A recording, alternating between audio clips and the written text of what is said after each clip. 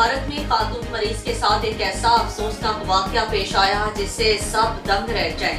भारतीय मीडिया के मुताबिक ये वाकया रियासत राजस्थान के शहर अलौर के एक निजी अस्पताल में पेश आया, जहां 24 साल शादीशुदा खातून फेफड़ों में इंफेक्शन के सबब ICU में दाखिल थी। मीडिया रिपोर्ट्स के मुताबिक खातून की जानिब से ये इल्जाम लगाया गया है कि आधी रात को नर्सिंग स्टाफ में से एक मर्द ICU में आया। इसने कमरे के पर्दे डाले और नाजेबा हरकत करने लगा। शोर मचाने पर इसने खातून को इंजेक्शन लगाया और फिर ज्यादती का निशाना बना डाला। खातून ने कहा है होश आने पर इसने शोर मचाने की कोशिश की, जिस पर मुलजिम ने इसे डराया और दोबारा से इंजेक्शन लगाने की धमकी दी। मुबैना ज्यादती का शिकार खातून का कहना था। खातून नर्स कमरे में आई और इससे मदद मांगने की कोशिश की तो बजाय मदद के खातून नर्स भी धमकाने लगी। मीडिया रिपोर्ट्स के मुताबिक खातून ने सुबह शोहर के आते ही इसे तमाम तर वाक़े से आगाह किया और पुलिस को शिकायत दर्ज की, जिस पर पुलिस ने कार्रवाई करते हुए ICU की CCTV फुटेज हासिल की और मुलजिम को गिरफ्तार कर लिया।